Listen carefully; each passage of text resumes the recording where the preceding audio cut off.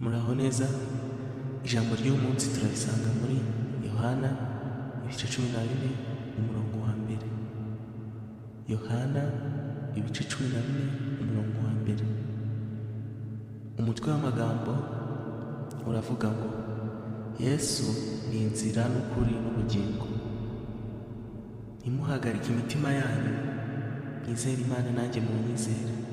Mu rugo rwa Data harimo amazu menshi, iyaba adahari mba mbabwiye, kuko ngiye kubategurira ahanyu, kandi ubwo ngiye kubategurira ahanyu nzagaruka mbajyane iwanjye, ngo aho ndi namwe muzabeyo, kandi aho njya inzira murayizi. Tom aramubwira ati, Databuja, ntituzi aho tujya, inzira twayibwirwa n'iki? Yesu aramubwira ati, ni njye nzira n'ukuri n'ubugingo, ntawe ujya kwa Data ntamujyanye. Iyaba mwaramenye muba mwaramenye Data, uhereye none muramuzi kandi muramurebye. Filipo aramubwira ati, Databuja, twereke Data wa twese biraba bihagije. Yesu aramubaza ati, nabanye namwe iminsi ingana itya, kandi ntiwari wamenye Filipo? Umbonye ababonye Data. Ni iki gituma uvuga uti, twereke Data wa twese? Ntiwizeye yuko ndi muri Data na Data akaba ari muri njye? Amagambo babwira si nyavuga ku bwanjye, ahubwo Data uguma muri njye niwe ukora imirimo ye. Nimunyizere mwemere ko ndi muri Data na Data akaba ari muri njye.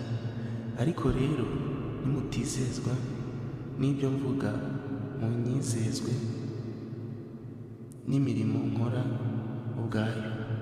Ni ukuri ndababwira yuko unyizeye imirimo nkora nawe azayikora, ndetse azakora n'iyiruta, kuko njya kwa Data.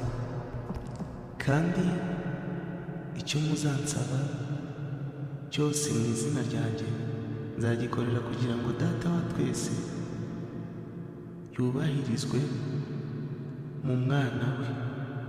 Nimugira icyo musaba cyose mu izina ryanjye nzagikora.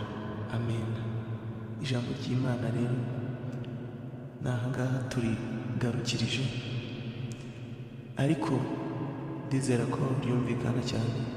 Gusa ndabifuriza gukomeza gusobanukirwa n'Umwami Yesu Kristo, kandi mukomeze kurindwa n'Imana, mukomeze kugira ibihe byiza, mukomeze kuba abanyembaraga, abari mu bihe bigoye, abafite ibibazo bitandukanye. Abantu muri iyi si tuba dufite intambara, ibibazo, ariko Imana irahari ku bwacu ngo itugire, iturinde. Nimuhagarike imitima yanyu, ahubwo mukomeze musenga Imana, kandi twizeye ko ari icyo yakora. Komeza mukore like, share na comment, subscribe. Amen.